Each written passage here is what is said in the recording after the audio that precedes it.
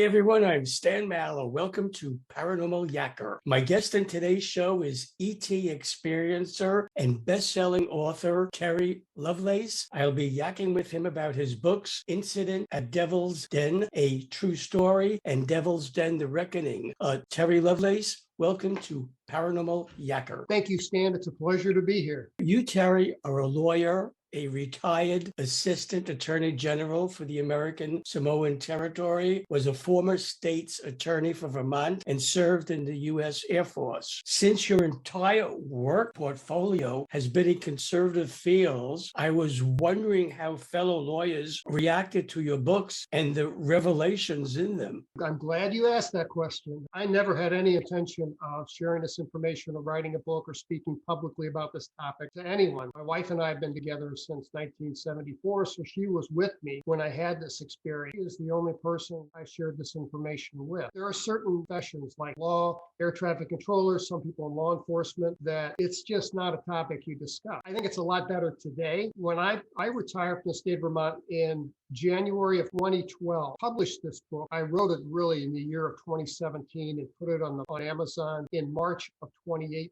The response from my peers in the legal community was immediate and kind of a mixed bag. It surprised me. Some people were very supportive and others were, have you lost your mind? Kind of all over the place. But I want to be clear. I'm not here to try to convince anybody of anything. I just want to tell what happened to me, accept it or leave it. But I'll tell you what, I thought I was pretty unique when I wrote this book in 2017. Then when I published it, I put an email in the back of the book and I said, look, I'm not a doctor or a therapist, but if you got an experience you'd like to share, I would love to hear it. And I received, as of now, over 2,000 emails. Not at all unique. A whole lot of people out there with very similar experiences. In Incident at Devil's Den, A True Story, you were right about you and Toby, a co-worker, being abducted from an Arkansas state park known as Devil's Den while camping there. Can you elaborate on that trip, when you first realized something was amiss, and the dynamics of your abduction? Let me start at the beginning here, and I'll just give you the narrative. Feel free to interrupt me at any time. Toby and I were both EMTs. We were trained as medics, first responders, and worked in the emergency room at Whiteman Air Force Base, east of Kansas City. Whiteman Air Force Base is still there. It's home to the B-2 bombers now. When I was there, it was a SAC base. SAC no longer exists, and it had nuclear-armed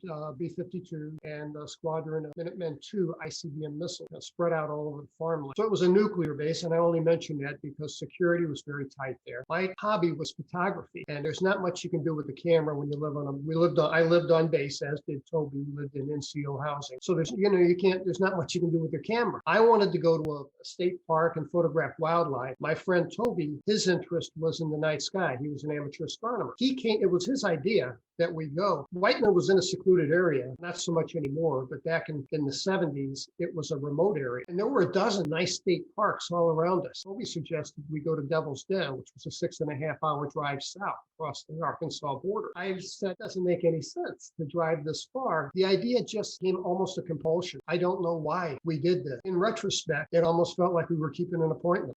We prepared for this trip, had a series of missteps that I don't have time to go into. We made the drive down there, and we decided from the beginning we weren't going to stay in a campground because, as my friend Toby pointed out, you're going to have people to the right of you, people to the left of you, children and other undesirables running around, and it just would not be good because the light pollution would ruin his opportunity to look at the night sky, and there's not a lot of wildlife running around campground that's as busy as Walmart's parking lot. We evaded the park rangers and did not stop at the kiosk and get a camping permit. We had a map, but it ended at a point where it was still state park, but it wasn't on the map. The road degraded from pavement to gravel to dirt, and we came across a chain across the road that blocked our path. It had a sternly worded warning, keep out, do not enter, no hunting, no camping, no fishing. We thought that it was some kind of nature preserve. And I was going to turn around, but my friend noticed that what they had done is take the chain, made a loop out of it, put a padlock on it, and draped it over a nail on the opposing post. He told me, hey, I got this. He hops out of the car, goes over, picks up the chain, and just drops it to the ground. We drove in. Man, we felt like Lewis and Clark. We were really doing something. Somehow, we made our way without making a wrong turn, and there were a dozen turns we could have taken. We made our way right to this plateau. It's an elevated area. I may have sent you a photograph of the top of the plateau. is level with the treetop from the surrounding forest. You look at the image on Google Earth from above down, depending on the angle, somewhat triangular. And what was interesting was when we were there, the grass had just recently been mowed. It was only about at my lower leg, 10 inches tall at the most. It was clear that somebody mowed that. We thought that was a little strange, but didn't give it a lot of thought. Set up our campground, did all the fun stuff you do when camping. And of course, I think I mentioned it, but Toby and I were both city kids. Neither one of us had ever been on a camping trip in our lives. This was all new to us. We set up our tent kind of off to the side. We weren't in the middle of this, I call it a meadow. We set up our tent, we put up our campsite, burned some hot dogs, and kicked back on these Kmart air mattresses. We had some campfire between us and a tent in back of us, a $9 tent in back of us. Our wives had packed Toby's cooler with some sandwiches and stuff. We were just kicked back and actually having a pleasant time. I remarked to Toby, I said, I can understand the allure of why people would like this. And this sounds cliche. I feel embarrassed sometimes to tell it, but it's absolutely true. And it's not unique to me. Lots of people tell me they've had this experience, and that is the forest went absolutely silent. It did, and it unnerved me. My friend wasn't fazed by it in the least, but I was unnerved. Just a few minutes earlier, we had trouble carrying on a conversation because of the crickets and the tree frogs and all the things in the forest that make noise. And now the only noise we could hear was the campfire. In addition to that, it was June, it was kind of warm, and we had a nice breeze going on, and the breeze stopped. It wasn't only quiet, it was still. But we carried on conversation. My friend said, yeah, don't worry about the bugs, they'll be back. Well, they never did. He asked me, he said, Terry, were those lights there? And I said, what lights? What are you talking about? Because we were in a remote location. There was a dull glow to the north and east of us that was what we believe from the campsite. There were no lights, there were no buildings anywhere. In 1977, this was really remote. And I couldn't see the horizon because his torso was in the way. So I stood up and I took a step back. And on the western horizon, there were three little stars in a tight triangle sitting just above the horizon. I could tell that they were too far above the horizon to have been lights from a train or a parking lot or something. They looked out of place and they twinkled like stars. So I asked my friend, hey pal, you're the astronomer. Are these lights inside our atmosphere or are they something we're seeing that's a million miles away? And he knew the night sky. He could point out constellations. He could time satellites coming over. That was his thing. And he says, no, I don't think those belong there. He says, I don't know what they are. And while we're watching, they moved. First, they rotated like they were on an axis and they turned about 120 degrees. The three stars realigned themselves so that the base of the triangle was parallel with the horizon and the apex was pointed up. While we're watching, went up into the sky. We were for just a moment excited, maybe a little bit scared because I'd never seen anything like this before. And as it started to climb up into the air, I felt the sensation of calm wash over me that I can't explain. And my friend experienced the same thing. Our reactions were muted. They weren't appropriate to what we were seeing. I felt mild sedation. Seriously, I felt a little bit disinterested. I felt like I was third-party observer rather than a participant. I don't know if that makes sense. I mean, I wasn't apathetic, but I wasn't fully engaged in what was going on. So we watched the three stars in that triangle configuration move up until it reached the ceiling. I don't know how high. I had no point of reference, but it reached a point where it stopped and then it realigned itself so that it was parallel to the ground. And we saw three lights. The light in the center, there were three lights with a light in the center. It was pointing at us. Somehow I knew that. We knew that. And it began, as soon as it realigned itself, it began a descent, like on a glide plane. Curiously, it did this somersault thing. And the apex of the triangle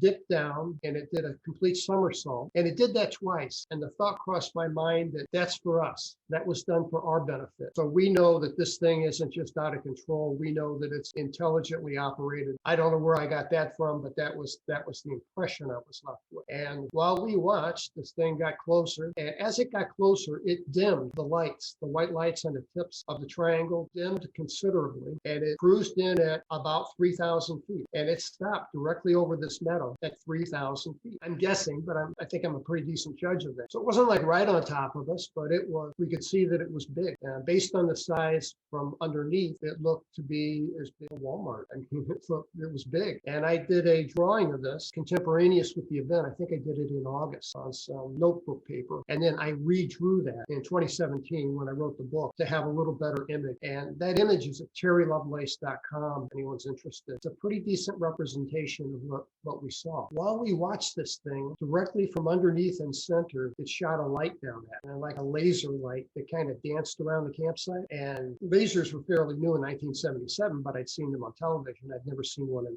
real life. And I was left with the impression this thing's checking us out. A beam of light struck everything that we had brought. It hit my car, it hit Toby's cooler, it struck me in the chest at least 3 times. I felt nothing. I know it hit my friend, it hit our tent, it just kind of danced all around the campsite for a couple of minutes and then it shut off. Then abruptly, this apathy that we had felt transitioned from mild sedation and apathy to sleepy. And there's a distinct difference between the two. All I wanted to do was go into the tent and go to sleep. It speaks to the level of control that these things can have over us, because that's just inappropriate behavior when you have this thing 3,000 feet over your head. But that's what I did. That's all I wanted to do. And my friend threw his air mattress in and fell on top of it and was out like that. And I followed suit. I threw my air mattress in. I fell on top of it. I was unconscious. And I don't know how long I was unconscious. When I woke up to these flashing lights that were coming through the canvas of the tent. And they were mixed colors. They were white and yellow and light green, but predominantly white. And they were as bright as an old school camera flash. I mean, they were just, and that tent was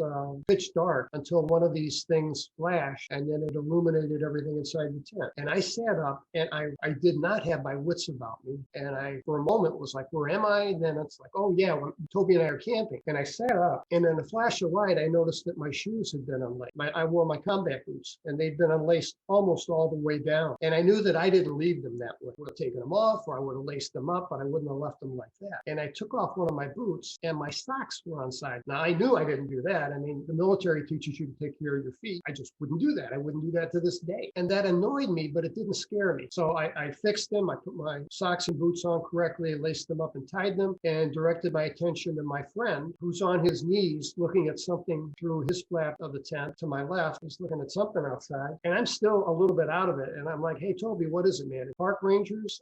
I thought the lights we were seeing might be the overhead flashing lights of a park ranger truck. That was the only thing that I could think of that made sense. And I asked my friend, I said, Toby, man, is it park rangers? Who's out there? He didn't really give me an adequate answer.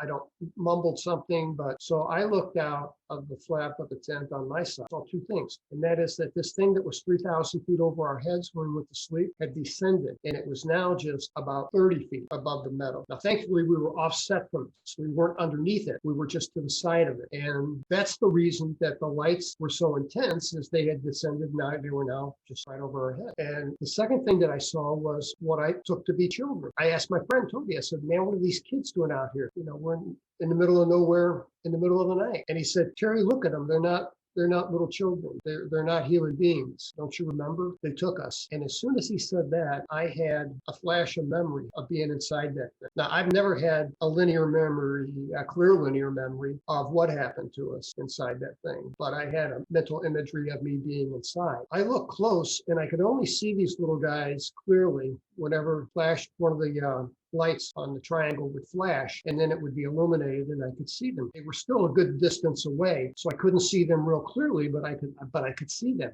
in a flash. Toby was right. They did not look like human beings. They looked like the classic little gray guys that you hear about. And there were maybe a dozen, maybe 15. I didn't count them. And they were paired up in 2s and 3s, and they were just wandering around this meadow. And while we watched, well, I was scared to death because I didn't know if these things were going to come over, and I was scared I was going to cough or sneeze or draw attention to, and they would come over to us. They were long done with us. While we watched, this light came on from underneath this thing, and it was a column of white light about 30 feet in diameter. It was about as broad as this thing was off the ground, so about 30 feet, I would estimate. And as soon as that light clicked on, all of these little guys turned their attention toward it. And this light had like a milky quality to it, like a high power searchlight cuts through fog. You can see a column of white light. That's what this was very much like. There wasn't a fog, but that's what we saw. And these little guys would walk over to it and step into this light in 2s and 3s, and they would pixelate out and just be gone. Very much like the illusion in the old Star Trek from the 1960s, where they were transported someplace. I'm not a science fiction buff. I don't watch or read science fiction. If anyone recalls the old Star Trek, that's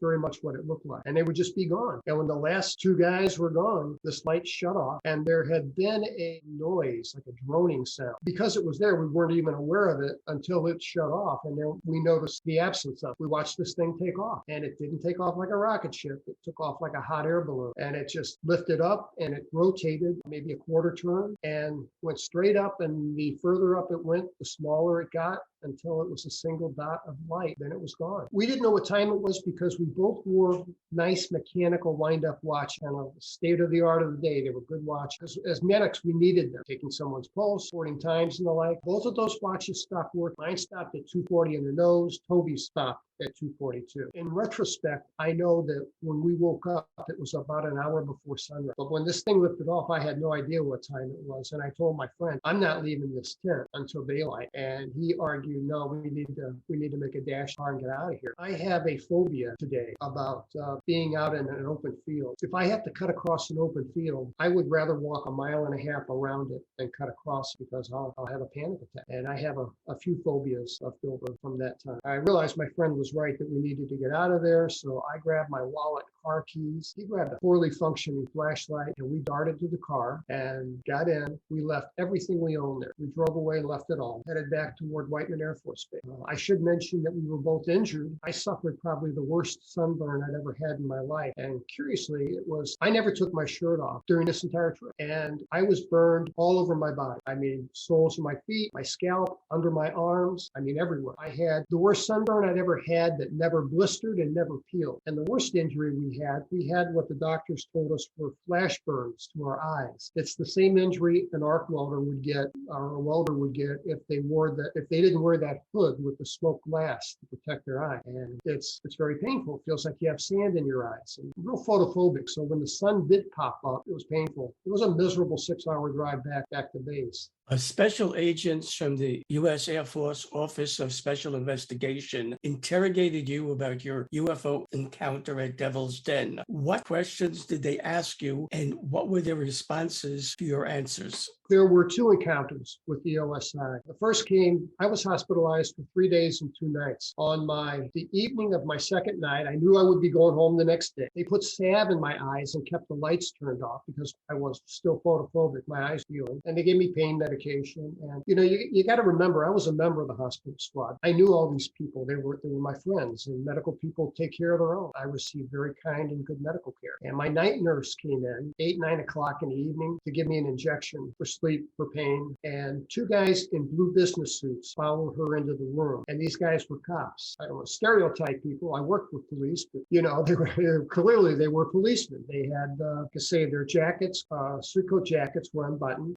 They both had shoulder holsters. They both had, and this makes sense, they kind of had a swagger to them when they strolled into the room. There was an older guy, maybe in late 40s, early 50s, and a younger guy, late 20s. And the older guy did all the talking, and he told the nurse, if that's going to sedate Sergeant Lovelace, it's going to have to wait. We just need to ask him a few questions. The nurse turned around and gave him a funny look. Then he was a little more forceful and said, and shut the door on your way out. And I thought, oh my God, I'd never had any interaction with law enforcement. In retrospect, I think a lot of it was just theater, but it certainly intimidated me. They shut the door. They pulled up a chair on either side of me, took everything off my side table and rolled it under my chest. It wasn't an electric bed. It was a hand crank bed, and the captain cranked the bed up so I was sitting upright. They both showed me their credentials, and they were the United States Air Force Office of Special Investigations. I guess it's like the investigative branch of the Air Force Security Police. It's like NCIS is to the Navy. They said that park rangers found your little campsite, and it looks like you guys were planning on coming back. What's going on down there? You trespassed on the federal land. And I didn't know it at the time,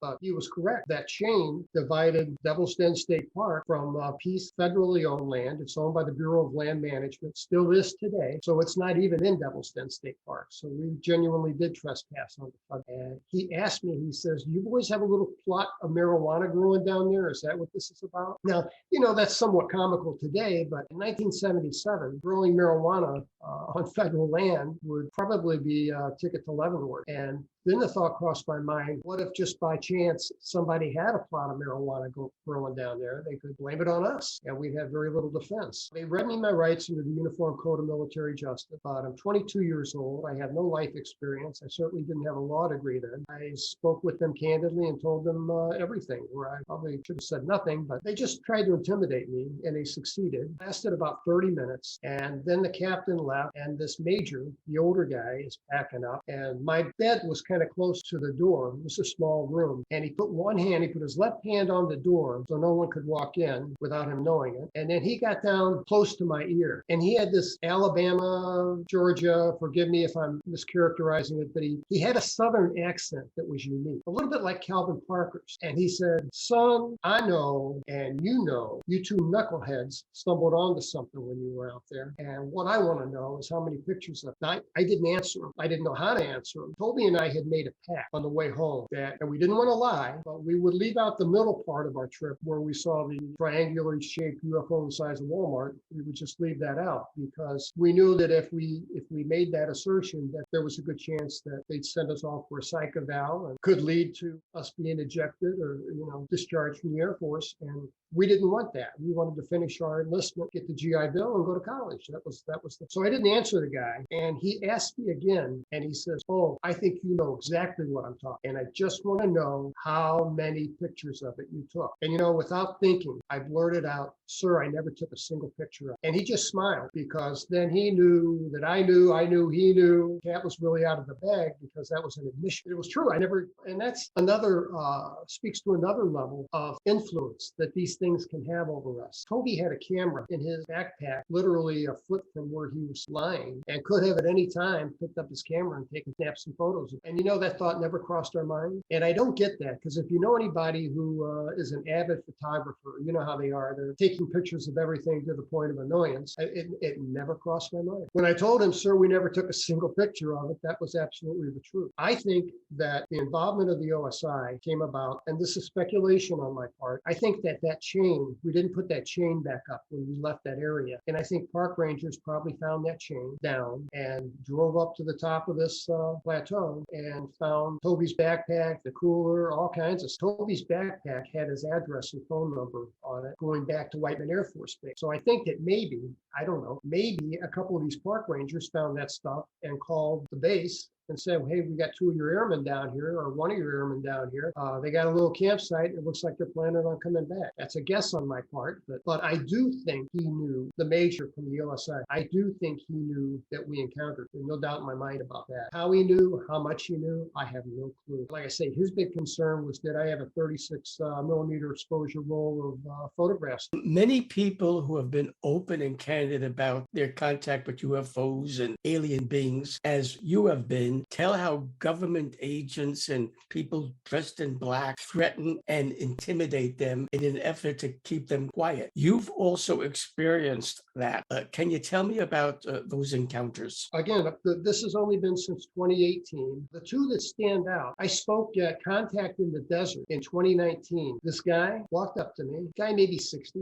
about my age or so, and said, Terry Lovelace. I said, yeah. And he says, how you doing? We shook hands. And he says, I know the man that interrogated you. And he turned around and walked away. I'm in a crowd of probably 600 people. Half of them are going to one building and half of them are going to the other. I wasn't able to catch up with this guy, but I sure wish I had, because I'd like to know a little more about it. Second incident was I spoke to the MUFON folks down at Houston, and we had a pretty good crowd. Spent the night down there. It was a 4-hour drive, and it was an evening. They were kind enough to pay for a hotel room, and my wife and I spent the night there. Got up and drove back the next morning, and we were on 45, headed north to Dallas, where I live, and behind us, there was this white, like a service van, something that would be used commercial. And it's not exactly tailgating us, but it's closer than it should be. It stuck with us, probably a good 18 miles. I told my wife, I said, I think these guys are following us. And I slowed down and it slowed down. I speed up, it speeds up. And it was behind me. And there's a long stretch on 45 there where there's really no place to pull off. The first opportunity, I took an exit and we pulled off and it got off too. And I went to a gas station, went inside, bought something to drink, came back out, and it's parked at the gas station across the street looking at us. The windows, of course, are tinted. I can't see inside the van. There's no identifying marks on this van that I can see. And I told my wife, maybe it's just coincidence. We'll find out. And I got in the car. We got back on the road. It pulls back on the road too. It followed us to Dallas city limit. And that's just strange. I've never had that happen to me, but I found it disconcerting. The second event was we live in a subdivision that's kind of off the road. There's no thoroughfare through it. it. If you come in, you can only go around like a figure eight, and there are homes here, but there's no other way to get out. There are two entrances, and they're both on a major thoroughfare. The house across the street from us was vacant. This was early 2021. My wife said, "Who's driving that silver Lexus?" And I'm like, "It's me. The house is empty. I don't know." So my wife took notice of it more than I did at first. And she's like, "They're back again." And this silver Lexus would pull up, would park in front of the house and stay there all day. It might leave around lunchtime, be gone for an hour, come back and park in front of the house. And this went on for a week. I live in Texas, and I told my wife, "I'm going to find out who these guys are." And I stuck a gun in my back pocket because I don't trust them. I don't know who they are. And I had my phone, and I went over and I tapped on the window, and the window rolled down about an inch and a half. And I got down and I could see inside, and there were two guys in suits. And I said, "Hey, why are you guys staking out my house?" Window goes up, car goes into gear, and they drive off. I got a photograph. It was a Lexus. Still have some friends in law enforcement. And I asked someone to run the plate for me, because I was smart enough to take a picture of the license plate. The car was registered. That plate was registered to a Ford Focus owned by a rental company at Dallas Fort Worth Airport. I had no idea. And, I talked to a rental company and said, "This is registered to your business." And I saw this plate on a Lexus, on a silver Lexus with tinted window. And the guy's like, "Look, we never rent anything with tinted window." And he says, "That plate is on a Ford Focus. And I can tell you, to the best of my knowledge, as of this morning, it is still on that Ford Focus." I don't know. I don't know what they want. I wish they would talk to me, but they don't. I did have someone contact me through a third party, and I'm not going to state the agency, but somebody contacted me through an agency and asked me to tell him my story. And I said, we talked on a Zoom meeting for about 45 minutes. He was very polite, very cordial, not intimidating at all. Said, "I'm just collecting information. Have a good day." The guys from To the Stars Academy contacted me. I published my book in March of 2018, and about 60 days later, maybe late April, I got a call and picked up my phone, and it said, Los Angeles. Well, I got friends in LA, so I took the call and I said, "Hi, this is Terry." And the voice on the other side said, "Hi, Terry, it's Tom DeLong." I'm embarrassed to admit I had no idea who Tom DeLong was. It rang a bell because my daughter, when she was picking out music for her wedding, I remember her talking about Blink-182, and I heard the name somewhere, but I didn't make that connection immediately. So I said, "Hi, Tom, how you doing?" And he said, "Fine, I'm here with General McCardle, Lou Elizondo, and some other people I don't remember." And he says, "We're on a conference call." And he said, "I'd like to talk to you about your book and about the implants that you have in your leg."